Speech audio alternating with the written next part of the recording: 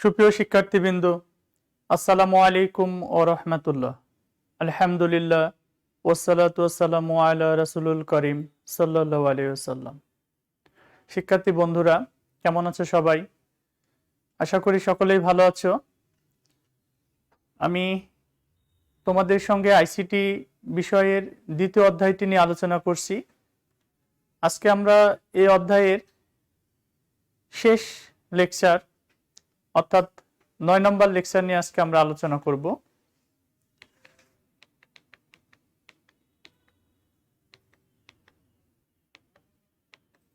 আজকে আমাদের আলোচনার বিষয় হলো নেটওয়ার্ক টপোলজি, ক্লাউড কম্পিউটিং।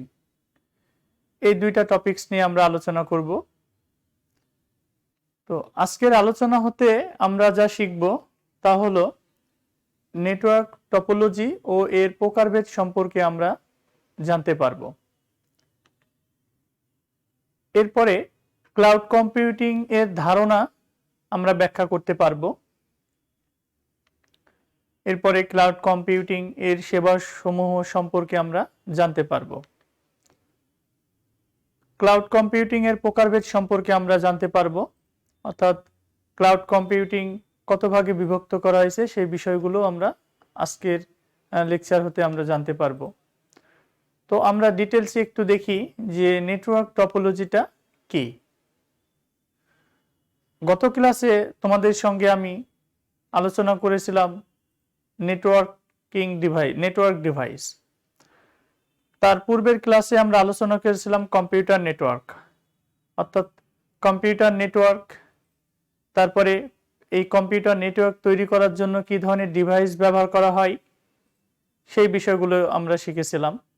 আজকে আমরা শিখব হলো যে কম্পিউটার নেটওয়ার্ক তৈরি করার পদ্ধতি বা কৌশল, অর্থাৎ আমরা যে কম্পিউটার নেটওয়ার্কটা তৈরি করব, এই তৈরি করার জন্য আমরা কিছু ডিভাইস গত ক্লাসে দেখেছিলাম।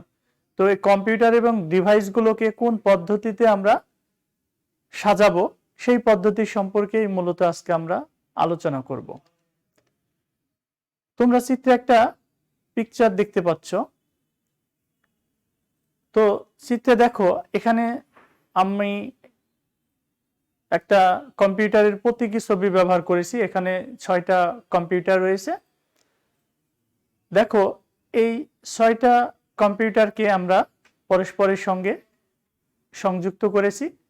যেমন একটা কম্পিউটারের সাথে অপর একটি কম্পিউটারের এক প্রান্ত, তারপরে অপর কম্পিউটারের সাথে তৃতীয় একটি কম্পিউটারের এক প্রান্ত সংযুক্ত করে এভাবে আমরা একটা নেটওয়ার্ক ব্যবস্থা গড়ে তুলেছি। তো দেখো, পরবর্তীতে আমরা আবার আরো একটা নেটওয়ার্ক ব্যবস্থা গড়ে তুলেছি। তো দেখো, প্রথমে যে নেটওয়ার্ক ব্যবস্থা গড়ে তুলেছি এটা একরকম, এটা দেখতে অনেকটা বৃত্তাকার বা রিং এর মতো। পরবর্তীতে একটা নেটওয়ার্ক ব্যবস্থা গড়ে তুলেছি, এইটা আবার অন্য ধরনের, এইটা হলো স্টার বা তারার মতো দেখতে। এরপরে দেখো, আরো একটা নেটওয়ার্ক ব্যবস্থা আমরা গড়ে তুলেছি, যেখানে 6টা কম্পিউটার পরস্পরের সাথে ডিরেক্ট সরাসরি সংযুক্ত আছে। তোমরা প্রথমে যে চিত্রটি সেটা লক্ষ্য করলে দেখতে পাবে যে এখানে একটা কম্পিউটার তার পাশের 2টা কম্পিউটারের সাথে সংযুক্ত আছে। মাঝের চিত্রটি লক্ষ্য করলে দেখতে পাবে যে এখানে প্রত্যেকটি কম্পিউটার একটা ডিভাইসের সাথে সংযুক্ত আছে। তৃতীয় পিকচারে যেটা রয়েছে তা হলো যে প্রত্যেকটি কম্পিউটার পরস্পরের সাথে সরাসরি সংযুক্ত আছে। এই যে কতগুলো কম্পিউটারকে এই যে বিভিন্ন পদ্ধতিতে পরস্পরের সাথে সংযুক্ত করে যে নেটওয়ার্ক ব্যবস্থা গড়ে তোলা হয়েছে সেই ব্যবস্থাটাকে আমরা বলছি নেটওয়ার্ক টপোলজি।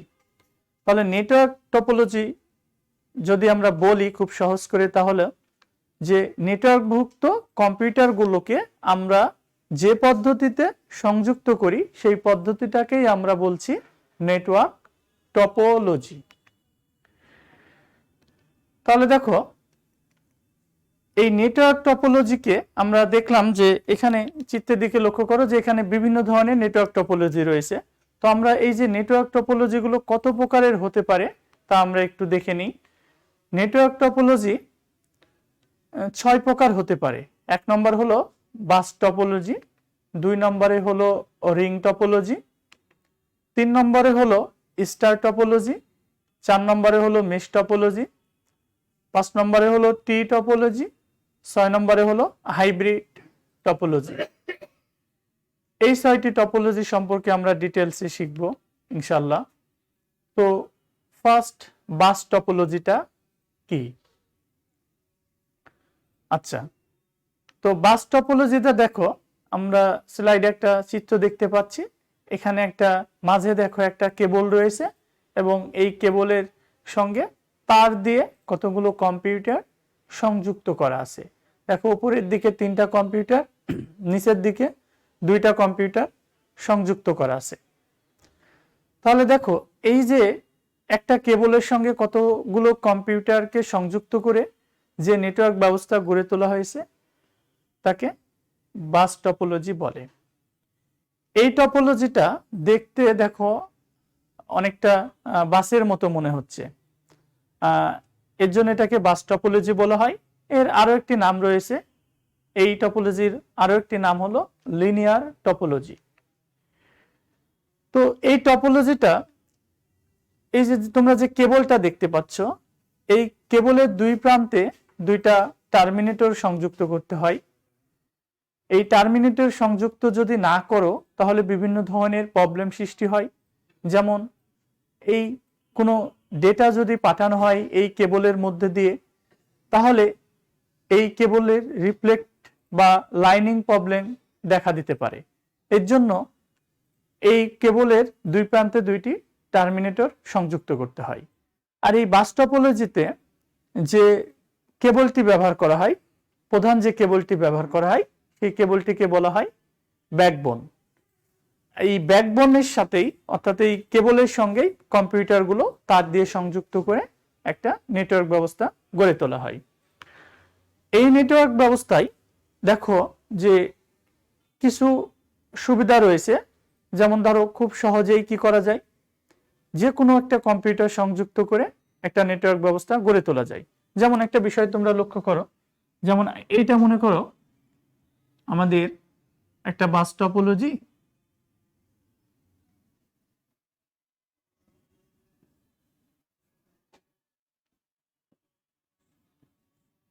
এটা আমাদের বাস টপোলজি। এখন মনে করো আমি নতুন করে যদি কোন একটা নোড এই নেটওয়ার্কে সংযুক্ত করতে চাই, তাহলে জাস্ট আমাদের তার দিয়ে মূল কেবলের সঙ্গে কম্পিউটারটিকে সংযুক্ত করে দিলেই কিন্তু আমাদের নেটওয়ার্ক সম্প্রসারণের কাজটা হয়ে যায়। এভাবে আমরা কিন্তু খুব সহজেই নেটওয়ার্ক ব্যবস্থাটা, নেটওয়ার্ক সম্প্রসারণের কাজটা করতে পারি। এখন প্রশ্ন হলো যে এই নেটওয়ার্কে কিভাবে ডেটা সঞ্চালনের কাজগুলো করে থাকে, ব্যক্তি কম্পিউটার অপর কম্পিউটারের সাথে কিভাবে ডেটা আদান প্রদান করে থাকে। শিক্ষার্থী বন্ধুরা, একটা বিষয় লক্ষ্য করো, আমি মনে করো এখানে কম্পিউটারগুলোকে নাম্বারিং করলাম 1 2 3 4 5 6, এখানে 6টা কম্পিউটার রয়েছে। এখন দেখো সাপোজ 2 নম্বর ডেটাটা যদি কি করে, 2 নম্বর কম্পিউটারটা যদি একটা ডেটা বা ইনফরমেশন বা একটা মেসেজ যদি সেন্ড করে, তাহলে এই ডেটাটা কি হবে, তোমার মূল কেবলের মধ্য দিয়ে প্রত্যেকটা কম্পিউটারের কাছে কিন্তু চলে যাবে। তারপরে এই কম্পিউটার যেগুলো আছে সেগুলো চেক করে দেখবে যে এই ডেটাটা আসলে কার উদ্দেশ্যে পাঠানো হয়েছে। যার উদ্দেশ্যে পাঠানো হয়েছে সেই কেবলমাত্র ডেটাটি রিসিভ করবে, বাকিগুলো ডেটা রিসিভ করবে না। এইভাবে বাস টপোলজিতে ডেটা আদান প্রদান করা হয়ে থাকে। এরপরে আমরা দেখব যে বাস টপোলজির ক্ষেত্রে কি কি সুবিধাগুলো রয়েছে। তো বাস টপোলজির ক্ষেত্রে দেখো এই নেটওয়ার্ক সংগঠনটি তৈরি করা খুব সহজ এবং সরল। তারপরে এই নেটওয়ার্ক ব্যবস্থাটি গড়ে তোলার জন্য খুব কম তারের প্রয়োজন হয়, যার ফলে খরচটা কিন্তু কমে যায়।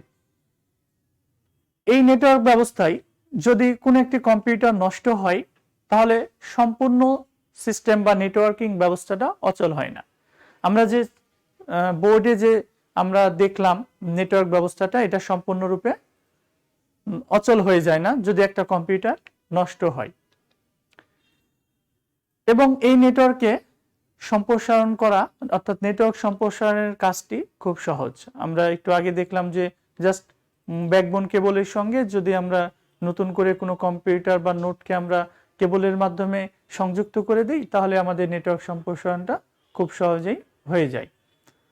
এখানে আরেকটা বিষয় লক্ষ্য করেছো যে এই আমরা যে বাস টপোলজি নেটওয়ার্কটা তৈরি করছি, সেখানে আমরা একটা কেবলের সঙ্গে কতগুলো কম্পিউটারকে সংযুক্ত করেছি। এখানে আমাদের কোনো সার্ভার কম্পিউটারের প্রয়োজন হয় না, বা কম্পিউটারকে সংযুক্ত করার জন্য কোনো ডিভাইস যেমন হাব বা সুইচ কোনো কিছুই আমাদের প্রয়োজন হয় না। জাস্ট প্রয়োজন হয় আমাদের একটা মূল কেবল, অর্থাৎ ব্যাকবোন কেবল আমাদের দরকার হয়। বাস টপোলজির কিছু অসুবিধাও রয়েছে, যেমন ডেটা চলাচলের গতি তুলনামূলকভাবে কম। আবার এটার সবচেয়ে বড় অসুবিধা হলো যে এই ব্যাকবোন কেবলটি যদি নষ্ট হয়ে যায় কোনো কারণে, তাহলে সম্পূর্ণ নেটওয়ার্ক ব্যবস্থাই কিন্তু অচল হয়ে যায় বা নষ্ট হয়ে যায়। এ ধরনের নেটওয়ার্কে কোনো সমস্যা দেখা দিলে তা শনাক্ত করা বেশ কঠিন। অর্থাৎ কোনো কম্পিউটারে যদি ডেটা আদান প্রদান করা সম্ভব না হয়, তাহলে ওই কম্পিউটারটা শনাক্তকরণ করা কঠিন হয়ে পড়ে। এরপরে আমরা দেখব রিং টপোলজি। শিক্ষার্থী বন্ধুরা, তোমরা স্লাইডের দিকে লক্ষ্য করো। দেখো যে এখানে আমরা 6টা কম্পিউটারকে পরস্পরের সাথে সংযুক্ত করে একটা নেটওয়ার্ক ব্যবস্থা গড়ে তুলেছি। দেখো, আমরা একটি কম্পিউটারকে তার পাশাপাশি 2টি কম্পিউটারের সাথে সংযুক্ত করে আমরা রিং বা বৃত্তের মতো একটা নেটওয়ার্ক ব্যবস্থা গড়ে তুলেছি। এই যে কতগুলো কম্পিউটারকে পাশাপাশি সংযুক্ত করে বৃত্ত বা রিংয়ের মতো যে নেটওয়ার্ক ব্যবস্থা গড়ে তোলা হয়েছে, তাকেই আমরা বলছি রিং টপোলজি। তো রিং টপোলজির ক্ষেত্রেও একটা বিষয় লক্ষ্য করো যে এখানেও কিন্তু আমাদের কি হয়নি, কোনো কেন্দ্রীয় ডিভাইসের প্রয়োজন হয় নাই। অর্থাৎ এখানে কোনো সার্ভার কম্পিউটার বা মনে করো যে হাব বা সুইচ, এই ধরনের কোনো নেটওয়ার্ক কানেক্টিং ডিভাইসের আমাদের প্রয়োজন হয় নাই। তাহলে এই নেটওয়ার্ক ব্যবস্থাটা কিভাবে ডেটা আদান প্রদান করে থাকে? শিক্ষার্থী বন্ধুরা, আমরা এই যে স্লাইডে যে 6টি কম্পিউটার দেখছি, এই 6টি কম্পিউটার এরূপে ডেটা আদান প্রদান করে। আচ্ছা, আমরা একটু বোর্ডের দিকে এটা দেখি।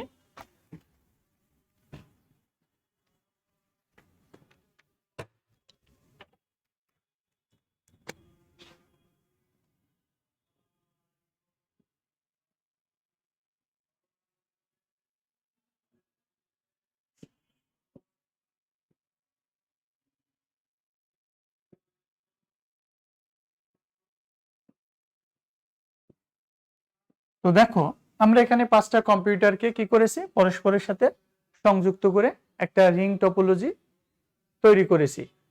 তো দেখো, এখন এই নেটওয়ার্কটা যে রূপে ডেটা আদান প্রদান করে তা হলো, মনে করো 1 নম্বর একটা মেসেজ পাঠাবে সাপোজ 4 নম্বর কম্পিউটারের কাছে। তো 4 নম্বর কম্পিউটারের কাছে মেসেজ পাঠাতে হলে দেখো, যদি ডিরেকশনটা আমরা এরূপে চিন্তা করি, তাহলে যে ঘটনাটা ঘটবে, এই মেসেজটা প্রথমে 2 নম্বর কম্পিউটার, তারপরে 3 নম্বর, তারপরে 4 নম্বর কম্পিউটারের কাছে আসবে। অর্থাৎ যদি এই নেটওয়ার্কে কোনো একজন নোড বা কম্পিউটার ডেটা পাঠায়, তাহলে ওই ডেটাটা চারিদিকে এই রিংয়ের মতো করে কি ঘুরতে থাকবে, এবং যে কম্পিউটারে অ্যাড্রেসটা দিয়ে পাঠানো হয়েছে সেই কম্পিউটারটি ওই মেসেজটাকে গ্রহণ করতে পারবে। তার মানে দেখো, এই নেটওয়ার্ক ব্যবস্থায় 1 নম্বর কম্পিউটার সরাসরি এই 4 নং কম্পিউটারের কাছে ডেটা প্রদান করতে পারবে না। তাকে কি করতে হবে, যদি আমাদের ডিরেকশনটা এরকম হয়, তাহলে 1 থেকে আগে 2 নম্বর কম্পিউটারে আসবে, তারপরে 3 নম্বর কম্পিউটারে আসবে, তারপরে 4 নম্বর কম্পিউটারে আসবে। এইভাবে মূলত কি করে রিংয়ের মতো ডেটা ঘুরে ডেটা কমিউনিকেশন হয়ে থাকে। এর জন্য এই টপোলজিটাকে আমরা বলছি রিং টপোলজি। তাহলে দেখো, এখানে যদি একটা মেসেজ পাঠানো হয়, তাহলে মেসেজটা কিন্তু আলটিমেটলি সব কম্পিউটারের কাছেই পৌঁছাচ্ছে। যার ফলে আমরা সহজেই বুঝতে পারছি যে এই নেটওয়ার্ক টপোলজিতে আমাদের সিকিউরিটি ব্যবস্থাটা তুলনামূলকভাবে অনেক দুর্বল। তো এই নেটওয়ার্ক টপোলজির কি কি সুবিধা আছে সেগুলো আমরা জানি, তারপরে আমরা অসুবিধাগুলো দেখব। দেখো, এই টপোলজিতে আমাদের কোনো সার্ভার কম্পিউটারের প্রয়োজন হয় না। কম্পিউটারের সংখ্যা বাড়ালেও এর দক্ষতা একই থাকে। তারপরে ডেটা প্রেরণের জন্য সমান গুরুত্ব পায় সবাই। তারপরে দেখো, এই সংগঠনের সিগন্যাল প্রবাহ একমুখী হয়, ফলে সিগন্যাল প্রবাহ সংঘর্ষ হয় না। আমি একটু আগে যেটা দেখালাম যে একটা নির্দিষ্ট দিকে ডেটাটা কি হচ্ছে, রিঙ্গের মতো ঘুরে ঘুরে ডেটা এক কম্পিউটার থেকে আরেক কম্পিউটার স্থানান্তরিত হচ্ছে, যার ফলে ডেটা আদান প্রদানের ক্ষেত্রে কোনো সংঘর্ষ হয় না। তারপরে তারের প্রয়োজন কম হয়, ফলে খরচটা অনেক কম হয়।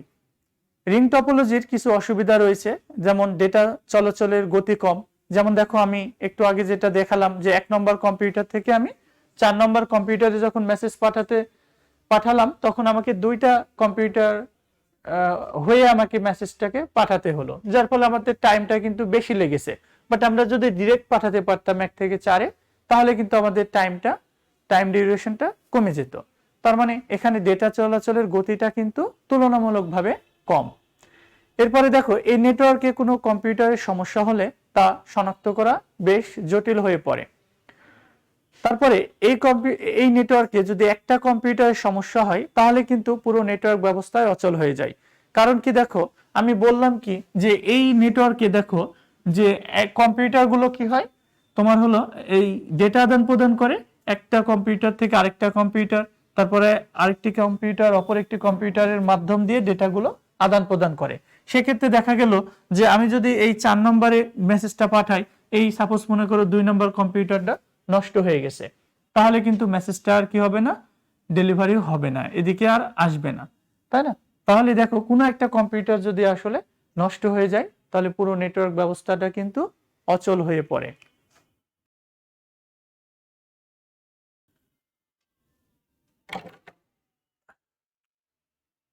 আচ্ছা, এরপরে দেখো, নেটওয়ার্ক থেকে কোনো নোড বিচ্ছিন্ন করা বা কোনো নোড সংযুক্ত করা বেশ কঠিন।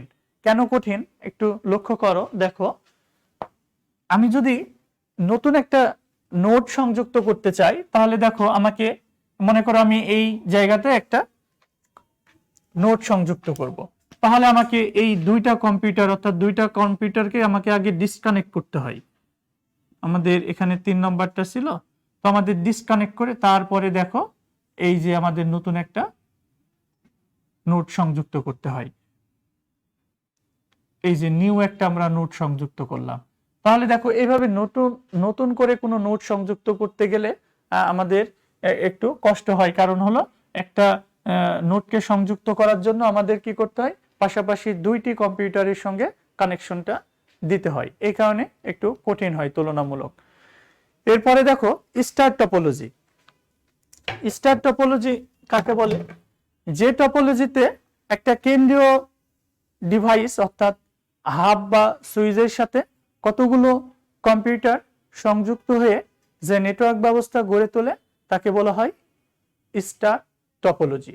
তোমরা স্লাইডে দেখো একটা টপোলজি বা একটা নেটওয়ার্কের তোমরা ছবি দেখতে পাচ্ছ, যেখানে দেখো একটা কেন্দ্রীয় ডিভাইস ব্যবহার করা আছে, যেটাকে আমরা বলছি হাব। এই হাবের সাথে 5টা কম্পিউটার কি করা হয়েছে, কানেকশন দিয়ে একটা নেটওয়ার্ক ব্যবস্থা গড়ে তোলা হয়েছে। এবং আরো একটা বিষয় লক্ষ্য করো, এই টপোলজিটা দেখতে অনেকটা তারার মতো, তাই এর নাম রাখা হয়েছে স্টার টপোলজি। তাহলে স্টার টপোলজি কাকে বলে? স্টার টপোলজি হলো যে টপোলজিতে কি করা হয়, একটি কেন্দ্রীয় ডিভাইস যেমন হাব বা সুইচের সাথে কতগুলো কম্পিউটারকে সংযুক্ত করে যে নেটওয়ার্ক ব্যবস্থা গড়ে তোলা হয়, তাকে স্টার টপোলজি বলে। প্রশ্ন হলো যে স্টার টপোলজিতে কিভাবে ডেটা আদান প্রদান হয়ে থাকে। আমরা গত ক্লাসে হাবের কাজ পড়েছি, সুইচের কাজ পড়েছি, যে হাব কিভাবে ডেটা কমিউনিকেশন সম্পন্ন করে একটা নেটওয়ার্কে। তারপরে সুইচ কিভাবে একটা নেটওয়ার্কে অন্তর্গত নোডগুলোতে ডেটা আদান প্রদান করে থাকে আমরা তা গত ক্লাসে জেনেছি। তো দেখো আমাদের এই যে হাবের মাধ্যমে যদি আমরা একটা নেটওয়ার্ক সংযুক্ত করি এবং ওই নেটওয়ার্কে যতগুলো নোড থাকবে, কোনো একটি নোড যদি অন্য একটি নোডের কাছে ডেটা পাঠায়, তাহলে ওই ডেটাটা সর্বপ্রথমে যাবে হলো হাবের কাছে। হাব কি করবে, ওই ডেটাটা তার সমস্ত পোর্টের কাছে চলে যাবে। এখন প্রথম যে নোডটি মেসেজটি পাঠালো বা ডেটাটা পাঠালো, সেই নোডটি যে ঠিকানা বা অ্যাড্রেস দিয়ে মেসেজটি বা ডেটাটা পাঠাবে, শুধুমাত্র সেই কম্পিউটারটি ডেটাটা গ্রহণ করবে। কিন্তু এই ডেটাটা সকল নোডে বা পোর্টেই কিন্তু পৌঁছে যাবে। বাট আমরা যদি এই নেটওয়ার্ক ব্যবস্থা যদি আমরা সুইচের মাধ্যমে সংযুক্ত করতাম, তাহলে কি হতো, শুধুমাত্র টার্গেট নোডে, অর্থাৎ আমরা যে নোডে আমরা ডেটাটা পাঠাতে চাচ্ছি, শুধুমাত্র সেই নোড বা কম্পিউটারেই ডেটাটা যাবে, অন্য কোনো পোর্টে ডেটাটা যাবে না। আবার স্টার টপোলজিতে দেখো একটা সুবিধা আছে, তা হলো যে এখানে নেটওয়ার্ক সম্প্রসারণ করা খুব সহজ। কারণ কি, দেখো যে এখানে যতগুলো এই যে পোর্ট থাকবে, ততগুলো কম্পিউটারকেই খুব সহজেই কিন্তু সংযুক্ত করে নেটওয়ার্কের আওতায় নিয়ে আসা যায়। তাহলে স্টার টপোলজির ক্ষেত্রে হাব বা সুইচটাই মূলত কি করে, ডেটা চলাচলের কাজটা সম্পন্ন করে থাকে। যদি হাব দ্বারা আমরা সংযুক্ত করি তাহলে এক ধরনের ডেটা কমিউনিকেশন হয়, যদি আমরা সুইচ দ্বারা সংযুক্ত করি তাহলে ভিন্ন ধরনের কমিউনিকেশন সম্পন্ন হয়। তো স্টার টপোলজির কিছু সুবিধা, যেমন এই সংগঠনে কোনো একটি কম্পিউটার নষ্ট হলে পুরো সিস্টেম অচল হয়ে যায়। তারপরে ডেটা চলাচলের গতি তুলনামূলকভাবে বেশি। কারণ কি, আমি যদি এই যে বললাম যে একটা নোড যদি কোনো একটি ডেটা পাঠায়, তাহলে ওটা হাবে যে হাব ট্রান্সমিট করে, অর্থাৎ প্রত্যেকটা নোডের কাছে যায় না। যেমন রিংয়ে আমরা দেখলাম কি মেসেজটা কি প্রত্যেক নোডে যাচ্ছিল। তারপরে বাস টপোলজির ক্ষেত্রে আমরা দেখলাম। তো যা হোক, স্টার টপোলজির ক্ষেত্রে জাস্ট হাবটাই এই ডেটা স্থানান্তরের কাজটা করে থাকে। তাই আসলে এখানে কি হয়, ডেটা চলাচলের গতিটা তুলনামূলকভাবে বেশি হয়। কোনো একটা কম্পিউটার সংযোগ দেওয়ার প্রয়োজন হলে কি করা হয়, নতুন মানে এই যে আমরা যে কেন্দ্রীয় ডিভাইসটা ব্যবহার করছি, সেখানে জাস্ট আমাদের কোনো একটা পোর্টের সাথে কম্পিউটারটাকে সংযোগ দিলেই নেটওয়ার্ক সম্প্রসারণের কাজটা হয়ে যায়। কেন্দ্রীয়ভাবে যেহেতু নেটওয়ার্ক ব্যবস্থাটা নিয়ন্ত্রণ করা যায়, কাজেই এই নেটওয়ার্ক ব্যবস্থায় যদি কোনো একটা কম্পিউটারে প্রবলেম হয় বা ত্রুটি হয়, তাহলে ওই কম্পিউটারটি সহজেই ডিটেক্ট করা যায় এবং ওইটা সমাধান করা যায়। প্রতিটি কম্পিউটার হাব বা সুইচের মাধ্যমে ডেটা আদান প্রদান করার ফলে ডেটা সংঘর্ষের সম্ভাবনাটা কম। স্টার টপোলজির কিছু অসুবিধা রয়েছে, যেমন দেখো, যেহেতু সবগুলো কম্পিউটারকে একটি কেন্দ্রীয় ডিভাইস যেমন হাব বা সুইচের সঙ্গে সংযুক্ত করে নেটওয়ার্ক ব্যবস্থা গড়ে তোলা হয়েছে, কাজেই কোন একটি যদি হাব বা সুইচটাই বা অর্থাৎ কেন্দ্রীয় ডিভাইসটা যদি নষ্ট হয়ে যায়, তাহলে কিন্তু পুরো নেটওয়ার্ক ব্যবস্থা অচল হয়ে যায়। বাট যেমন আমরা আরেকটা বিষয় লক্ষ্য করছো কিনা, যে রিং টপোলজির ক্ষেত্রে যদি একটা কম্পিউটার নষ্ট হয়, তাহলে কিন্তু আমাদের পুরো নেটওয়ার্ক ব্যবস্থাটা অচল হয়ে যায়। কিন্তু স্টার টপোলজির ক্ষেত্রে একটা কম্পিউটার যদি নষ্ট হয়, তাহলে কিন্তু পুরো নেটওয়ার্ক ব্যবস্থা অচল হয় না। কিন্তু যদি সুইচ নষ্ট হয়ে যায় বা হাব যদি নষ্ট হয়ে যায়, তবেই পুরো নেটওয়ার্ক ব্যবস্থাটা অচল হয়ে যায়। আচ্ছা, এরপর এখানে দেখো কেবলের পরিমাণটা তুলনামূলকভাবে বেশি লাগে, যার ফলে খরচটা বেশি হয়। এবার আমরা দেখব হলো মেশ টপোলজি। মেশ টপোলজি কাকে বলে? আচ্ছা, যে নেটওয়ার্ক টপোলজিতে কতগুলো কম্পিউটার পরস্পরের সাথে সরাসরি সংযুক্ত হয়ে নেটওয়ার্ক ব্যবস্থা গড়ে তোলা হয়, তাকে মেশ টপোলজি বলে। মেশ টপোলজির ক্ষেত্রে যেহেতু কম্পিউটারগুলো পরস্পরের সাথে সরাসরি সংযুক্ত থাকে, কাজেই কোনো নোড যদি কোনো একটি মেসেজ অন্য কোনো কম্পিউটারকে পাঠাতে চায়, তাহলে সরাসরি ওই কম্পিউটারে পাঠাতে পারে। এইটা হলো তার বড় একটা সুবিধা। তো দেখো, আমাদের এই নেটওয়ার্ক ব্যবস্থা তৈরি করার ক্ষেত্রে আমাদের কিছু লিংকের প্রয়োজন হয় বা তারের প্রয়োজন হয়। দেখো কতগুলো আমাদের তারের প্রয়োজন হয় সেটা আমরা একটু নির্ণয় করা শিখি। সাপোজ মনে করো আমরা এই যে তিনটা কম্পিউটারকে পরস্পরের সাথে আমরা ডিরেক্ট সংযুক্ত করব, অর্থাৎ মেশ টপোলজি তৈরি করব। তাহলে দেখো এই যে আমরা ডিরেক্ট 1 নম্বর, 2 নম্বর, 3 নম্বর, দেখো এই কম্পিউটারগুলো পরস্পরের সাথে সরাসরি সংযুক্ত রয়েছে। এর ফলে কি হয়েছে, দেখো 1 নম্বর কম্পিউটার যদি 3 নম্বর কম্পিউটারের কাছে মেসেজ পাঠাতে চাই সরাসরি পাঠাতে পারবে। 1 নম্বর কম্পিউটার যদি 2 নম্বর কম্পিউটারের কাছে মেসেজ পাঠাতে চাই তারপরেও সরাসরি মেসেজটা পাঠাতে পারবে। এক্ষেত্রে দেখো যে এই তিনটা কম্পিউটারকে সংযুক্ত করতে আমাদের তারের প্রয়োজন হয়েছে কয়টা, 1টা, 2টা, 3টা তারের প্রয়োজন হয়েছে। এবার আমরা যদি 4টা কম্পিউটারকে পরস্পরের সাথে সংযোগ দিতে চাই তাহলে কি হবে, 1, দেখো 2, 3, 4, 5, তারপরে হলো 6, আমাদের 6টা তারের প্রয়োজন হবে। তো দেখো তো আমরা এইভাবে মনে করো যদি 10টা কম্পিউটারকে পরস্পরের সাথে সংযুক্ত করতে চাই তাহলে আমাদের কতগুলো তারের প্রয়োজন হবে বা লিংকের প্রয়োজন হবে। তো এটা নির্ণয়ের একটা সূত্র হলো n × n-1। তো দেখো যদি মনে করো আমরা 5টি n × n-1 ডিভাইডেড বাই 2, এটা হলো আমাদের কি তারের সংখ্যা নির্ণয়ের সূত্র। তো দেখো n হলো কম্পিউটার সংখ্যা, টোটাল কম্পিউটার নাম্বার হলো n। তো আমরা যদি মনে করো এই চারটি কম্পিউটারকে পরস্পরের সাথে আমরা সংযুক্ত করতে চাই তাহলে আমাদের তারের সংখ্যা কত হবে, 4টি কম্পিউটার এর ক্ষেত্রে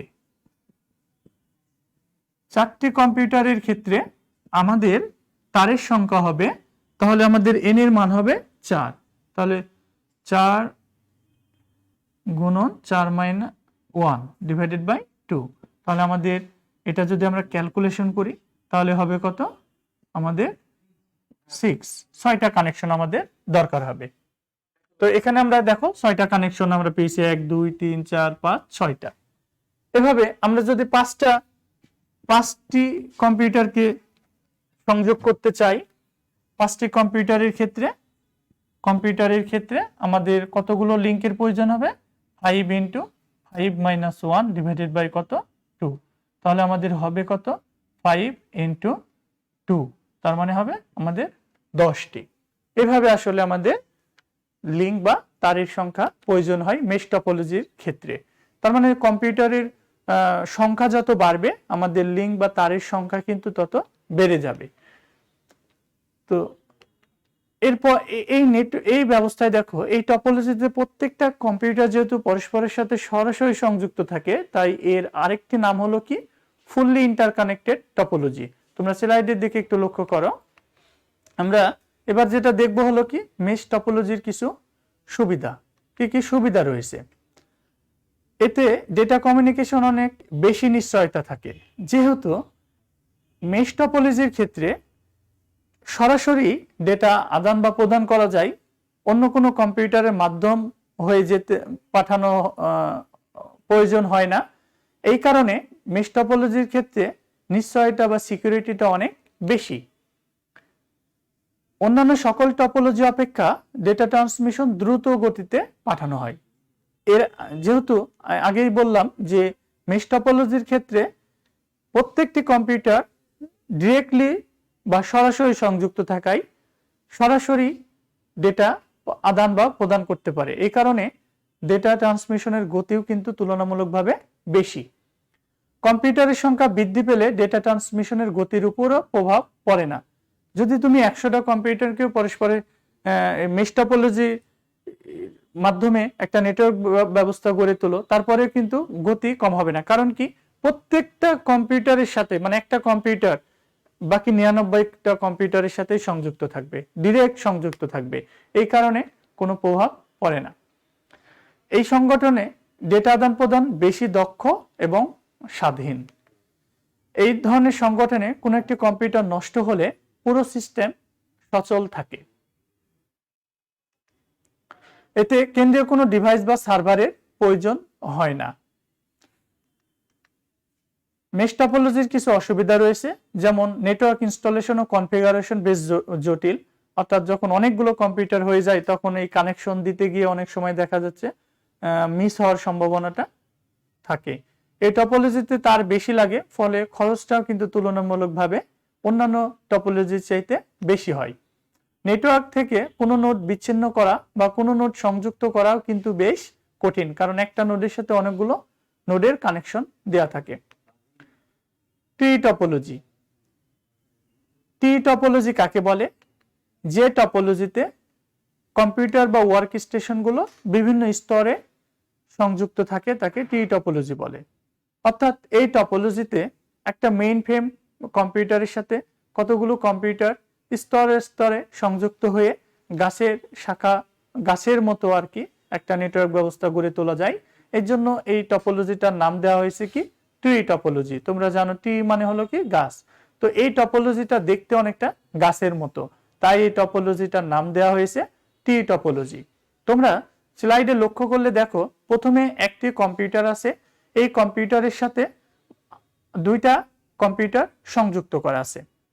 এই দুইটি কম্পিউটারের সাথে আবার পৃথক পৃথকভাবে একটি কম্পিউটারের সাথে 3টি কম্পিউটার এবং অপর একটি কম্পিউটারের সাথে 2টি কম্পিউটার সংযুক্ত করা আছে। এই যে দেখো, প্রথম এখানে তার মানে আমরা 3টা স্তর চিন্তা করতে পারি। প্রথম স্তরে রয়েছে একটি কম্পিউটার, দ্বিতীয় স্তরে রয়েছে 2টি কম্পিউটার এবং তৃতীয় স্তরে রয়েছে সর্বমোট 5টি কম্পিউটার। তো প্রথম স্তরের কম্পিউটারকে দ্বিতীয় কম্পিউটারের হোস্ট কম্পিউটার বলে, আবার দ্বিতীয় স্তরের কম্পিউটারকে তৃতীয় স্তরের হোস্ট কম্পিউটার বলে। এখানে দেখো ডেটা যেভাবে আদান প্রদান হয়ে থাকে, প্রথমে মূল বা মেইন ফ্রেম বা প্রধান যে হোস্ট কম্পিউটার সেখান থেকে আমাদের ডেটা আদান প্রদান হয়ে থাকে। এখন মনে করো প্রথম স্তরের কম্পিউটার যদি তৃতীয় স্তরের কম্পিউটারের সাথে ডেটা আদান প্রদান করতে চায়, তাহলে তাকে আগে দ্বিতীয় স্তরে ডেটা কম্পিউটারের কাছে পাঠাতে হবে, তারপরে দ্বিতীয় স্তর হয়ে ডেটাটা তৃতীয় স্তরের কম্পিউটারে আসতে পারবে। সরাসরি প্রথম স্তরের কম্পিউটার তৃতীয় স্তরের কম্পিউটারের কাছে ডেটা আদান প্রদান করতে পারবে না, আবার তৃতীয় স্তরের কম্পিউটার সরাসরি প্রথম স্তরের কম্পিউটারে কি করতে পারবে না? ডেটা আদান প্রদান করতে পারবে না। এইভাবে মূলত কি হয়? টি টপোলজির ক্ষেত্রে ডেটা আদান প্রদান করা হয়ে থাকে। এই টি টপোলজির কিছু সুনির্দিষ্ট সুবিধা রয়েছে, যেমন অফিস ব্যবস্থাপনার কাজে এই নেটওয়ার্ক টপোলজি খুবই উপযোগী, কারণ এই নেটওয়ার্ক ব্যবস্থায় অনেক বেশি কম্পিউটারকে সংযুক্ত করা যায়। এর ফলে অফিস ব্যবস্থাপনার কাজে এটা আমাদের সহায়ক ভূমিকা পালন করে থাকে। শাখা সৃষ্টি করে টি টপোলজি নেটওয়ার্ক সম্প্রসারণ করা অন্যান্য টপোলজির তুলনায় কিন্তু খুবই সহজ। নেটওয়ার্ক থেকে কোনো নোড বিচ্ছিন্ন করা বা কোনো নোড সংযুক্ত করা বেশ সহজ। তোমরা চিত্রের দিকে দেখো, এই যে মনে করো আমরা তৃতীয় স্তরের যে 5টি কম্পিউটার আছে, একটি কম্পিউটারকে যদি আমরা কানেকশন ডিসকানেক্ট করে দিই বা আমরা যদি বিচ্ছিন্ন করে দিই, তাহলে কিন্তু অন্যান্য কম্পিউটারের উপরে বা এই নেটওয়ার্ক এর উপরে কোনো প্রভাব পড়বে না। কোনো নোড দেখো যদি আমরা সংযোগ বাদ দিই, তাহলে স্বাভাবিক কাজকর্মেরও কোনো ক্ষতি হবে না। টি টপোলজির কিছু অসুবিধাও রয়েছে, যেমন এই টপোলজি কিছুটা জটিল প্রকৃতির এবং রুট বা সার্ভার কম্পিউটারের কি হয়, সম্পূর্ণ নেটওয়ার্কটি মানে রুট বা সার্ভার কম্পিউটার যদি নষ্ট হয়ে যায় তাহলে সম্পূর্ণ নেটওয়ার্ক ব্যবস্থা অচল হয়ে পড়ে। আমাদের প্রথম স্তরের কম্পিউটারটাকে যদি আমরা মেইন ফ্রেম বা হোস্ট কম্পিউটার বলি, তাহলে এই কম্পিউটারটা যদি নষ্ট হয়ে যায় তাহলে পুরো নেটওয়ার্ক ব্যবস্থায় কিন্তু আমাদের অচল হয়ে পড়ে। অন্তর্বর্তী হোস্ট কম্পিউটার অচল হয়ে নেটওয়ার্ক আংশিকভাবে ভেঙে পড়ে, বাট পুরো নেটওয়ার্ক ব্যবস্থা কিন্তু অচল হয় না। যেমন তোমরা এই দ্বিতীয় স্তরের কম্পিউটারে দেখো, দ্বিতীয় স্তরের কম্পিউটারের সাথে দেখো দ্বিতীয় স্তরের প্রথম কম্পিউটারের সাথে 3টা এবং দ্বিতীয় স্তরের দ্বিতীয় কম্পিউটারের সাথে 2টা কম্পিউটার সংযুক্ত রয়েছে। দ্বিতীয় স্তরের 2 নম্বর কম্পিউটারের যদি নষ্ট হয়ে যায় তাহলে শুধুমাত্র ওই অংশটুকুরই ক্ষতিগ্রস্ত হবে, বাট দ্বিতীয় স্তরের প্রথম কম্পিউটারের সাথে যে 3টি কম্পিউটার সংযুক্ত আছে তাদের সাথে কিন্তু ডেটা কমিউনিকেশন চলতেই থাকবে, আদান প্রদান হবে, যার ফলে এই কোনো একটি কম্পিউটার নষ্ট হলে কিন্তু ডেটা আংশিকভাবে অচল হয়, পুরোটা অচল হয় না। এরপরে দেখো বাস্তবায়ন খরচ তুলনামূলকভাবে বেশি। এরপরে আমরা দেখব হাইব্রিড টপোলজি। তো হাইব্রিড টপোলজিটা কি? আমরা ইতিপূর্বে যে সকল টপোলজি নিয়ে আলোচনা করলাম এই টপোলজিগুলোর মধ্যে 2 বা ততোধিক টপোলজির সংমিশ্রণে যে টপোলজিটা তৈরি করা হয় তাকে হাইব্রিড টপোলজি বলে। তোমরা স্লাইডের লক্ষ্য করলে দেখতে পাচ্ছ যে প্রথমে একটা টপোলজি রয়েছে, এটা হলো কি আমাদের স্টার টপোলজি। তারপরে একটি টপোলজি রয়েছে, এটা হলো আমাদের রিং টপোলজি, এবং সব থেকে নিচে যে টপোলজিটা রয়েছে এইটার নাম হলো বাস টপোলজি। দেখো এই 3টা টপোলজি সংমিশ্রণে যে টপোলজি বা নেটওয়ার্ক ব্যবস্থা গড়ে তোলা হয় তাকেই বলা হয় হাইব্রিড টপোলজি। হাইব্রিড টপোলজি ইন্টারনেটের ক্ষেত্রে বেশি ব্যবহার করা হয়, কারণ এই হাইব্রিড টপোলজি ব্যবহার করে অনেক দূর পর্যন্ত নেটওয়ার্কের বিস্তৃতি বা সম্প্রসারণ ঘটানো যায়, যার ফলে হাইব্রিড টপোলজিটা ইন্টারনেটের ক্ষেত্রে ব্যবহার করা হয়। হাইব্রিড টপোলজির কিছু সুবিধা রয়েছে, যেমন এই ধরনের নেটওয়ার্কে সমস্যা নির্ণয় করা সহজ। যেমন কিভাবে, যদি যেমন আমরা একটু আগে চিত্রে দেখলাম কি 3টা টপোলজি সংযুক্ত ছিল, স্টার, রিং এবং বাস টপোলজি। এখন রিং টপোলজির কোনো একটা যদি কম্পিউটারে সমস্যা হয় তাহলে সরাসরি রিং টপোলজিতে গিয়ে ওটা সংশোধন করলেই তো হয়ে যায়। এই কারণে আসলে সমস্যাগুলো ডিটেক্ট করা এবং সংশোধন করা সহজ হয়। তারপরে নেটওয়ার্ক সম্প্রসারণ করা যায় খুব সহজে। কোনো কম্পিউটার অচল হলেও নেটওয়ার্ক আংশিকভাবে সচল থাকতে পারে। যেমন রিং টপোলজির একটা কম্পিউটার নষ্ট হলে শুধু ওই পোরশনটুকু কাজ করবে না, বাট বাকি অংশটুকু কিন্তু ঠিকই কাজ করবে। হাইব্রিড টপোলজির কিছু অসুবিধা রয়েছে, যেমন এর কনফিগারেশন এবং ইনস্টলেশন পদ্ধতি খুবই জটিল প্রকৃতির, এবং এই টপোলজিতে ব্যবহৃত হাব সবসময় সচল রাখতে হয়। মানে এই টপোলজিটা তৈরি করার জন্য যে হাব বা সুইচ ব্যবহার করা হয়ে থাকে সেটা কি করতে হয়, তোমার হলো এই সব সময় এটাকে অন রাখতে হয়। এই টপোলজি রক্ষণাবেক্ষণ খরচ তুলনামূলকভাবে বেশি। তো এই পর্বে অর্থাৎ আমরা নেটওয়ার্ক টপোলজি থেকে আমরা যা শিখলাম তা একটু আমরা যাচাই করে দেখি। বহু নির্বাচনী প্রশ্ন তোমাদের জন্য, কোন টপোলজিতে একটি কেন্দ্রীয় কম্পিউটার থাকে? স্টার, রিং, বাস এবং মেশ। তাহলে আশা করি তোমরা সবাই উত্তর করতে পারবে। সঠিক উত্তরটি হবে স্টার টপোলজি। কম্পিউটার নেটওয়ার্কিং এর জন্য কয় ধরনের টপোলজি ব্যবহার করা হয়? ক 3, খ 4, গ 5, ঘ হলো 6। তাহলে আমাদের সঠিক উত্তরটি হবে ঘ 6 নম্বর। কোনটি নেটওয়ার্ক টপোলজি? অর্থাৎ এই নিচের যে অপশনগুলো আছে এর মধ্যে নেটওয়ার্ক টপোলজি কোনটি? ক নম্বরে হলো ল্যান, খ নম্বরে হলো বাস, গ নম্বরে হলো ওয়াইড এরিয়া নেটওয়ার্ক, ঘ নম্বরে হলো মেট্রোপলিটন এরিয়া নেটওয়ার্ক। তাহলে আমাদের সঠিক উত্তরটি হবে বাস। আমরা একটু আগে দেখলাম যে বাস একটা নেটওয়ার্ক টপোলজি। তোমাদের জন্য কিছু জ্ঞানমূলক প্রশ্ন রয়েছে, এগুলো তোমরা বাসায় সমাধান করবে। নেটওয়ার্ক টপোলজি কি, এরপরে হলো বাস টপোলজি কি, তারপরে রিং টপোলজি কি, ট্রি টপোলজি কি। কিছু অনুধাবনমূলক প্রশ্ন, যে টপোলজিতে সবগুলো কম্পিউটারের সাথে সবগুলো কম্পিউটার সংযুক্ত থাকে তা ব্যাখ্যা করো। আশা করি তোমরা সকলেই উত্তর করতে পারবে। কোন টপোলজিতে ডেটা এক কম্পিউটার থেকে পর্যায়ক্রমে পরবর্তী কম্পিউটারে প্রবাহিত হয় ব্যাখ্যা করো। মেশ টপোলজি কোন ক্ষেত্রে বেশি উপযোগী ব্যাখ্যা করো। এই প্রশ্নগুলোর তোমরা বাসায় উত্তর করবে। এবার আমরা দেখব হলো ক্লাউড কম্পিউটিং।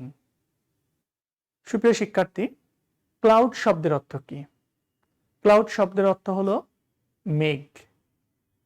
তো আইসিটির ক্ষেত্রে বা তথ্য প্রযুক্তির ক্ষেত্রে ক্লাউড, এই মেঘ শব্দটি কিভাবে সম্পর্কিত সেই বিষয়টি আমরা বোঝার চেষ্টা করব। তো দেখো, আমরা সবাই জানি যে মেঘ তৈরি হয় কিভাবে? অনেকগুলো পানির কণা একসাথে কি হয়, একসাথে মনে করো যে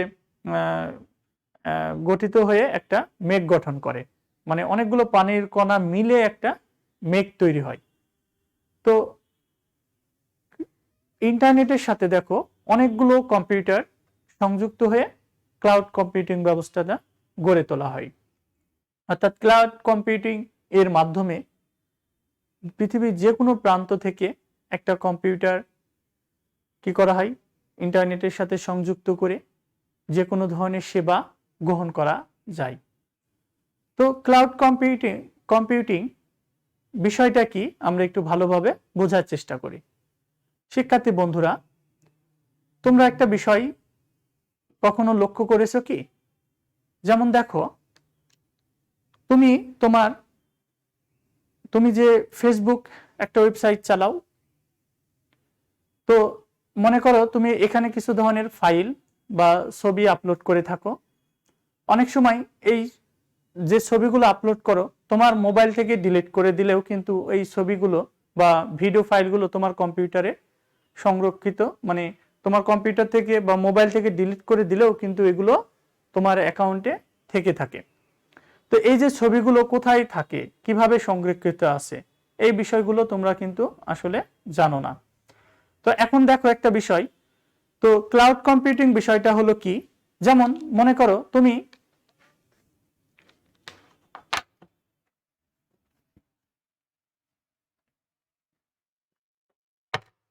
মনে করো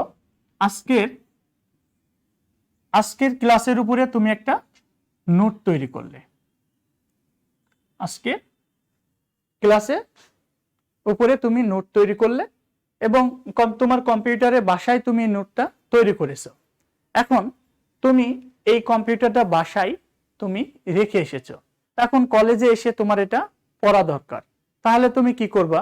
দেখো, তুমি এই যে আজকের ক্লাসের যে নোটটা তৈরি করেছো, তুমি এইটা যদি অন্য কোনো একটা জায়গায়, মনে করো সেটা আমরা ধরে নিলাম একটা সার্ভার, অন্য কোনো একটা সার্ভারে তুমি এই মেসেজটাকে, তুমি যে নোটটা তৈরি করেছো সেই নোটটাকে তুমি এখানে সংরক্ষণ করে রেখে দিলে। এখন তুমি কলেজে এসে তোমার মোবাইল বা তোমার ল্যাপটপ ব্যবহার করে তুমি যদি এই ফাইলটাকে কিন্তু আবার পুনরুদ্ধার করে তোমার কম্পিউটারে বা তোমার মোবাইলে বা তোমার ল্যাপটপে কিন্তু তুমি আবার ওইটাকে পড়তে পারো। তাহলে দেখো, তুমি কি কাজ করেছো? প্রথমে নোট তৈরি করেছো, এই নোটটা ইন্টারনেট ব্যবহার করে একটা স্পেসে বা একটা জায়গায় রেখেছো। সেখান থেকে তুমি আবার কি করেছো? কলেজে এসে ওইটাকে ডাউনলোড করে তুমি ওই নোটটা তুমি পড়তে পারছো। শিক্ষার্থী বন্ধুরা, এই যে দেখো, তুমি নোটটা যে কম্পিউটারে রাখলে সেটাকে আমরা বলছি সার্ভার। এখন তুমি একটা বিষয় লক্ষ্য করো, তুমি নোটটা রেখেছো কিন্তু নোটটা কি অবস্থায় আছে এটা কিন্তু তুমি জানো না বা তোমার জানার প্রয়োজনও হয় না। ঠিক আছে? তো দেখো, এই যে আমরা এই কাজটা সম্পন্ন করি বিভিন্ন ধরনের সফটওয়্যার ব্যবহার করে। কি? যেমন ধরো, আমরা ব্যবহার করে থাকি নরমালি গুগল ড্রাইভ ব্যবহার করে থাকি, তারপরে ওয়ান ড্রাইভ ব্যবহার করে থাকি, তারপরে আমরা ড্রপবক্স ব্যবহার করে থাকি, ড্রপবক্স ব্যবহার করে থাকি। এগুলো ব্যবহার করে আমরা কিন্তু ফাইলটা রাখতে পারি। তাহলে দেখো, এই যে তুমি আরেকটা বিষয় লক্ষ্য করেছো কিনা, যে তুমি এই ড্রপবক্সে বা গুগল ড্রাইভে একটা নির্দিষ্ট অ্যামাউন্টের ডেটা তুমি রাখতে পারো। সাপোজ তুমি যে নোটটা করেছো সেটা সাইজ হলো মনে করো 50 MB, কিন্তু এখানে এই সার্ভারে তোমার সংরক্ষণের অনুমতি দিয়েছে 20 MB। তাহলে তুমি সর্বোচ্চ 20 MB রাখতে পারবা, এর বেশি কিন্তু রাখতে পারবে না। এখন হ্যাঁ, এর বেশি যদি রাখতে হয় তাহলে তোমাকে কি করতে হবে? কিছু পেমেন্ট করতে হবে। কি করতে হবে? তোমাকে পেমেন্ট করতে হবে। তাহলে 20 MBর উপরে তুমি যদি কোনো কি করতে চাও, 20 এমবির উপরে যদি তুমি ডেটা সংরক্ষণ করতে চাও তাহলে তোমাকে পেমেন্ট করতে হয়। ঠিক আছে, তার মানে তুমি কি করলা, পেমেন্ট করে তুমি এই সার্ভারের একটা স্পেস তুমি ভাড়া করলা। কি কাজের জন্য, তোমার ফাইলটাকে সংরক্ষণ করার জন্য। এই যে দেখো, তুমি এই যে অর্থের বিনিময়ে তুমি একটা সার্ভারের কিছু অংশ ভাড়া নিয়েছো, এই ভাড়া নেওয়ার পদ্ধতি বা সিস্টেমটাকে আমরা বলছি ক্লাউড কম্পিউটিং। বর্তমান সময়ে এই ক্লাউড কম্পিউটিং খুবই একটা জনপ্রিয় দিক এবং এইটা ব্যবহার করে বর্তমানে অনেক প্রতিষ্ঠান অনেক লাভবান হচ্ছে। কেমন করে, সাপোজ মনে করো তুমি একটা ওয়েবসাইট তৈরি করেছো, এখন এই ওয়েবসাইটটাকে তুমি ইন্টারনেটের সাথে সংযুক্ত করতে চাচ্ছ, তাহলে তুমি কি করবা, এই ওয়েবসাইটটা তোমাকে একটা সার্ভারে রাখতে হবে। এখন তুমি নিজেই যদি একটা সার্ভার কিনে এটাকে সংরক্ষণ করতে চাও তাহলে কিন্তু তোমার কস্টটা অনেক বেশি হয়ে যাবে। কিন্তু এই ওয়েবসাইটটা যদি অন্যের ক্রয়কৃত একটা সার্ভারে কিছু অর্থের বিনিময়ে কিছু চুক্তিবদ্ধ হয়ে তুমি যদি ভাড়া নিয়ে তোমার ওয়েবসাইটটা কি করো, রান করো, তাহলে কিন্তু তোমার খরচটা তুলনামূলকভাবে কমে যাবে। ঠিক আছে, এই যে তুমি একটা সার্ভারে কিছু অর্থের বিনিময়ে তোমার ওয়েবসাইটটা সংরক্ষণ করলে, এই সিস্টেমটাকে আমরা বলছি ক্লাউড কম্পিউটিং। আরেকটা বিষয় দেখো, সাপোজ মনে করো তুমি একটা অফিস তৈরি করবা, এই অফিসে তুমি 50 জন শ্রমিক নিয়োগ করবা এবং 50টা কম্পিউটার কিনবে। এখন এই কম্পিউটারটা তুমি ব্যবহার করবে মনে করো 4টা থেকে সকাল 10টা থেকে দুপুর 2টা পর্যন্ত। তাহলে সকাল 10টা থেকে দুপুর 2টা মানে 4 ঘন্টা তুমি ব্যবহার করবে। বাকি সময়গুলো তারপর 2টার পরে তোমার অফিসটা বন্ধ থাকবে। এখন দেখো, তুমি এই 4 ঘন্টার জন্য যদি 50টা কম্পিউটার ক্রয় করো তাহলে কিন্তু তোমার কি হবে, অর্থের পরিমাণটা বেশি লাগবে, তোমার ইনভেস্টটা বেশি হয়ে যাবে। কিন্তু তুমি যদি কোনো প্রতিষ্ঠানের সাথে যোগাযোগ করে যদি তুমি এই 4 ঘন্টার জন্য এই 50টা কম্পিউটার ভাড়া নিতে পারো তাহলে কিন্তু তোমার খরচটা কম হবে এবং তোমার কাজটাও উদ্ধার হবে। তাহলে দেখো, এই যে ওই প্রতিষ্ঠানের সাথে চুক্তিবদ্ধ হয়ে তুমি নির্দিষ্ট অর্থের বিনিময়ে যে কম্পিউটারগুলো ব্যবহার করার জন্য যে ভাড়া নিলে, এই পদ্ধতিটাকে আমরা বলছি হলো ক্লাউড কম্পিউটিং। তো দেখো, ক্লাউড শব্দটি আসলে ইন্টারনেটের রূপক হিসেবে ব্যবহার করা হয়েছে। ওই যে বললাম, অনেকগুলো পানির কণা মিলে যেমন মেঘ তৈরি হয়, অনেকগুলো কম্পিউটার ইন্টারনেটের সাথে সংযুক্ত থেকে ক্লাউড কম্পিউটিং তৈরি হয়ে থাকে। তো ক্লাউড কম্পিউটিং এর ক্ষেত্রে আমরা মূলত কম্পিউটারের ডেটা স্টোরেজ, তারপরে মনে করো যে সফটওয়্যার ইত্যাদি আমরা ভাড়া নিতে পারি। তাহলে এই যে কম্পিউটার বা ডেটা স্টোরেজ, যেটা সুবিধা অনুযায়ী চাহিদা মাত্র বা ব্যবহার অনুযায়ী ভাড়া দেওয়ার সিস্টেমকে ক্লাউড কম্পিউটিং বলে। আবার বিষয়টি এরকম, মনে করো তুমি একটা ওয়েবসাইট রান করেছো, তোমার ওয়েবসাইটটা ব্রাউজ করা হয় মনে করো যে রাত্রি 8টা থেকে রাত্রি 12টা পর্যন্ত। তাহলে তুমি কি করবা, 24 ঘন্টার জন্য তো ভাড়া নিয়ে লাভ নাই, তাই না? নিলে 24 ঘন্টার মধ্যে যেমন রাত্রি 8টা থেকে 12টা পর্যন্ত তোমার ওয়েবসাইটটা ব্রাউজ করা হয়, বাকি সময়গুলোতে ব্রাউজ করা হয় না। তাহলে বাকি সময়টুকুর জন্য তুমি যদি ভাড়া নাও তাহলে তোমার অর্থের অপচয় ঘটবে। সেক্ষেত্রে তুমি যদি শুধুমাত্র 4 ঘন্টার জন্য ভাড়াটা নাও তাহলে কিন্তু তোমার অর্থ সাশ্রয় হবে। এভাবে ক্রেতার অনুসারে মানে চাহিদা অনুযায়ী বিভিন্ন যে ইন্টারনেট সার্ভিস প্রোভাইডার রয়েছে তারা আসলে মূলত এই সুবিধাগুলো দিয়ে থাকে এবং তাদের কাছ থেকে ক্রেতারা অর্থাৎ ইন্টারনেট সার্ভিস প্রোভাইডারের কাছ থেকে ক্রেতারা কিছু অর্থের বিনিময়ে তাদের যে স্টোরেজ ডিভাইসগুলো রয়েছে বা তাদের যে কম্পিউটার রয়েছে, তাদের যে সফটওয়্যারগুলো রয়েছে সেগুলো ভাড়া নেওয়ার পদ্ধতি বা সিস্টেমটাকে আমরা বলছি মূলত ক্লাউড কম্পিউটিং। তো ক্লাউড কম্পিউটিং হতে হলে NIST national institute of standard and testing এর মতে আমাদের 3টা বৈশিষ্ট্য থাকতে হয়। 1 নম্বর হলো রিসোর্স স্কেলেবিলিটি।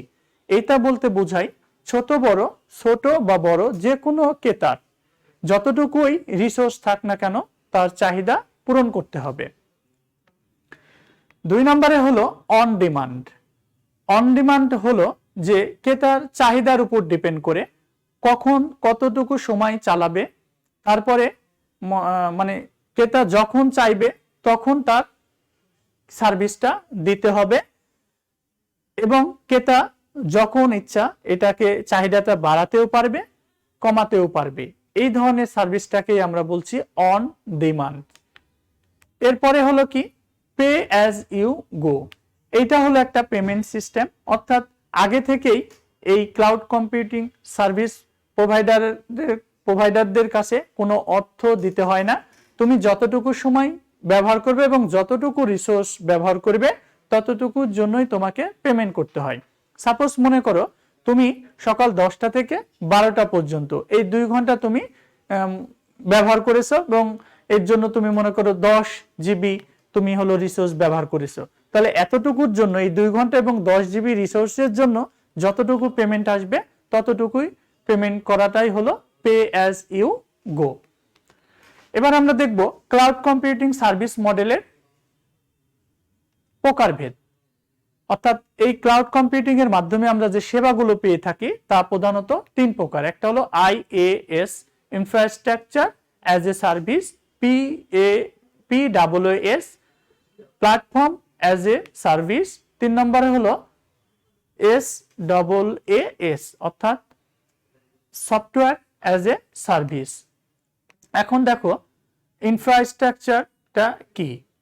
দেখো ওই যে বললাম যে কোনো ডেটা সংরক্ষণ করার জন্য তুমি কি করো, একটা মনে করো যে একটা সার্ভার ভাড়া নাও, তাহলে সার্ভার ভাড়া নিলে বা একটা কম্পিউটার, তারপরে কম্পিউটারটাকে ব্যবহার করার জন্য যদি তুমি কিবোর্ড ভাড়া নাও, তাহলে এই সিস্টেমটাকে আমরা বলি আসলে ইনফ্রাস্ট্রাকচার। এই মডেলে কি করে হয়, ইন্টারনেট সেবাদানকারী প্রতিষ্ঠান তাদের অবকাঠামো ভাড়া দিয়ে থাকে, যেমন বললাম ওই যে সিপিইউ বা কম্পিউটার, তারপরে স্টোরেজ, তারপরে ভার্চুয়াল সার্ভার ইত্যাদি ভাড়া দেওয়া হয়ে থাকে। ইভেন এটার পাশাপাশি আরো কিছু, যেমন কাস্টমাররা নিজে তার ভার্চুয়াল সার্ভার ও স্টোরেজ অপারেটিং সিস্টেম ইনস্টল করে নিজেদের নিয়ন্ত্রণে অ্যাপ্লিকেশন সফটওয়্যার ব্যবহার করতে পারে। যেমন এর উদাহরণ হলো অ্যামাজন ইলাস্টিক কম্পিউটিং ক্লাউড। এটাতে যে কাজটি করা হয় দেখো, অ্যামাজন ইলাস্টিক কম্পিউটিং ক্লাউড এ ডেটা সার্ভারে 1 থেকে 8টি ভার্চুয়াল মেশিন চলে এবং ক্লায়েন্টরা এগুলো ভাড়া নিতে পারে। ভার্চুয়াল মেশিনে নিজের ইচ্ছে মতো তুমি কি করতে পারো, উইন্ডোজ বা Linux operating system software install করতে পারো।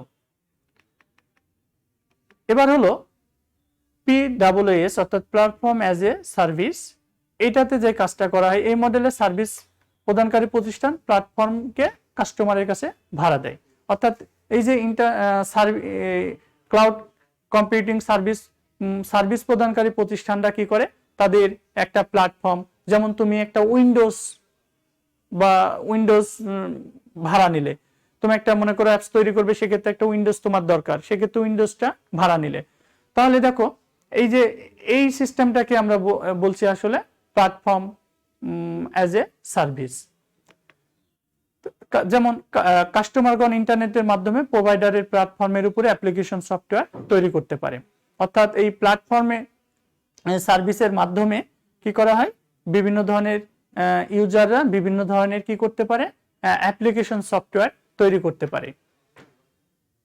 আচ্ছা, এটি অ্যাপ্লিকেশন তৈরি করার জন্য প্ল্যাটফর্ম সরবরাহ করে, যেমন গুগল অ্যাপ ইঞ্জিন এর একটা উদাহরণ, এবং এটা কি করতে পারে, ইউজারের অ্যাপ্লিকেশন, যে কোনো ধরনের একটা অ্যাপ্লিকেশন তৈরি করতে পারে। এবং এই যে ইউজারের অ্যাপ্লিকেশন তৈরি করে এটা আসলে গুগলের ক্লাউডে চলে। এই প্ল্যাটফর্ম অ্যাজ এ সার্ভিসটা ব্যবহার করে সফটওয়্যার ডেভেলপার, ওয়েব ডেভেলপার এবং ব্যবসায়ীরা মূলত উপকৃত হয়ে থাকে। এবং এইটার সাহায্যে আমরা যে কাজগুলো করতে পারি তা হলো সাপোর্ট, বিভিন্ন ধরনের সফটওয়্যার সাপোর্ট, তারপরে পরিচালনা করা, তারপরে স্টোরেজ করা, নেটওয়ার্কিং, তারপরে টেস্টিং, হোস্টিং, রক্ষণাবেক্ষণ, এই কাজগুলো আসলে করা যায়। এরপরে হলো সফটওয়্যার অ্যাজ এ সার্ভিস। আচ্ছা, এই যে দেখো একটা সহজ করে যদি বলি, তুমি এই যে ফার্স্ট একটা উদাহরণ দিলাম যে তোমার ডকুমেন্টটা তুমি কি করেছো, তুমি গুগল ড্রাইভে রেখেছো। তাহলে যে রাখার জন্য তো তুমি একটা সফটওয়্যার ইউজ করেছো, তাই না? যে সফটওয়্যারটা তুমি ব্যবহার করছো সেই, অর্থাৎ এই সফটওয়্যারটা তোমাকে যে সার্ভিসটা দেওয়া হয়েছে সেই সার্ভিসটাকে আমরা বলছি হলো সফটওয়্যার এজ এ সার্ভিস। অর্থাৎ যেমন গুগল ড্রাইভ কি করেছো, গুগল ড্রাইভ ইউজ করে তুমি কি করেছো, তোমার ডেটা তুমি সংরক্ষণ করতে পেরেছো। তাহলে এই ধরনের সেবাগুলোকে আমরা বলছি হলো সফটওয়্যার এজ এ সার্ভিস। এই মডেলে যে কাজটা করা হয়, সেবাদানকারী প্রতিষ্ঠান তারা কি করে, তাদের অ্যাপ্লিকেশন সফটওয়্যার কাস্টমারগুলো ইন্টারনেটের মাধ্যমে ব্যবহার করতে পারে। অর্থাৎ এই যে ক্লাউড সেবাদানকারী প্রতিষ্ঠানগুলো তারা বিভিন্ন ধরনের সফটওয়্যার তৈরি করে রাখে এবং এই সফটওয়্যারগুলো কাস্টমাররা বা ইউজাররা কি করতে পারে, ব্যবহার করতে পারে তো কিছু অর্থের বিনিময়ে। তাহলে এই যে অর্থের বিনিময়ে সফটওয়্যার ভাড়া নেওয়ার পদ্ধতিটাকে আমরা বলছি হলো সফটওয়্যার অ্যাজ এ সার্ভিস। যেমন গুগল ডক্স, এই গুগল ডক্স ব্যবহার করে যেমন আমরা বিভিন্ন ধরনের কাজ করতে পারি, যেমন যে কোনো ধরনের ডকুমেন্ট তৈরি করতে পারি, তারপরে হলো প্রেজেন্টেশন তৈরি করতে পারি, স্প্রেডশিট ব্যবহার করতে পারি। ক্লাউড কম্পিউটিং এর প্রকারভেদ। ক্লাউড কম্পিউটিংকে প্রধানত 4টি ভাগে বিভক্ত করা হয়। 1 নম্বর হলো পাবলিক ক্লাউড, 2 নম্বরে প্রাইভেট ক্লাউড, 3 নম্বর হলো কমিউনিটি ক্লাউড, 4 নম্বর হলো হাইব্রিড ক্লাউড। তো প্রথমে আমরা দেখব পাবলিক ক্লাউডটা কি। তো দেখো, যে ক্লাউডের সার্ভিসগুলো সকলের জন্য উন্মুক্ত থাকে তাকে বলা হয় পাবলিক ক্লাউড, এবং এই ক্লাউডটা যে কেউ টাকা দিয়ে এই সার্ভিসটা নিতে পারে। তার মানে এই পাবলিক ক্লাউড সার্ভিসটা নিতে হলে তোমাদেরকে কি করতে হবে, পেমেন্ট করতে হবে, এবং যে পেমেন্ট করবে সে এই সার্ভিসটা গ্রহণ করতে পারবে। যেমন অ্যামাজনের যে ইলাস্টিক ক্লাউড কম্পিউটিং, এর সুবিধা হলো যে কেউ অ্যাক্সেসটা নিতে পারে। এর অসুবিধা হলো একই জায়গায় যেহেতু অনেক বা একাধিক ক্লায়েন্ট ব্যবহার করে, যার ফলে নিরাপত্তার সমস্যা হতে পারে। প্রাইভেট ক্লাউড, প্রাইভেট ক্লাউডটা কি, যখন বড় কোনো সংস্থা বা প্রতিষ্ঠান তাদের অভ্যন্তরীণ বিভিন্ন পরিষেবা দেওয়ার জন্য ক্লাউড সিস্টেম ডেভেলপ করে তখন তাকে বলা হয় প্রাইভেট ক্লাউড। মনে করো একটা প্রতিষ্ঠানের 10টা ব্রাঞ্চ রয়েছে, তাহলে এই 10টা ব্রাঞ্চকে নিয়ন্ত্রণ করার জন্য যে ক্লাউড সিস্টেমটা তৈরি করা হয় বা ডেভেলপ করা হয় সেই ক্লাউডটাকেই বলা হয় প্রাইভেট ক্লাউড। এবং এই ক্লাউডটা শুধুমাত্র এই প্রতিষ্ঠানের অভ্যন্তরীণ কাজগুলো নিয়ন্ত্রণ করার জন্য ব্যবহার করা হয়, বাইরের কেউ এটা অ্যাক্সেস করতে পারে না। এরপরে দেখো, এই ক্লাউড নিজস্ব ডেটা সেন্টার, মানে এই ক্লাউডে নিজস্ব ডেটা সেন্টার থাকে এবং রক্ষণাবেক্ষণের জন্য আমাদের অনেক জনবল বা দক্ষ জনবলের প্রয়োজন হয়, যার ফলে কিন্তু এই ক্লাউড কম্পিউটিং এর খরচটা তুলনামূলকভাবে বেশি। এরপরে হলো কমিউনিটি ক্লাউড। কমিউনিটি ক্লাউড হলো যে একটা বিশেষ গোত্র বা শ্রেণীর জন্য যে ক্লাউড সিস্টেমটা তৈরি করা হয় তাকে বলা হয় কমিউনিটি ক্লাউড। মনে করো যে মনে করো বাংলাদেশের প্রেক্ষাপটে যদি আমরা চিন্তা করি, তাহলে বাংলাদেশের মনে করো যে সেনাবাহিনী আছে, তো সেনাবাহিনীরা যদি একটা ক্লাউড কম্পিউটিং ব্যবহার করে তাহলে সেটাকে বলা হয় কমিউনিটি ক্লাউড। আচ্ছা, যেমন ঢাকা সেনানিবাসে শুধু অফিসার ও সৈনিকদের জন্য একটা ক্লাউড ডেভেলপ করা হয়, তাহলে এই ক্লাউডটা হবে কি, এই ক্লাউডটা শুধুমাত্র এই ঢাকা ক্যান্টনমেন্টের অফিসার এবং সৈনিকরাই এর সেবা নিতে পারবে, বাইরের কেউ সেবা নিতে পারবে না।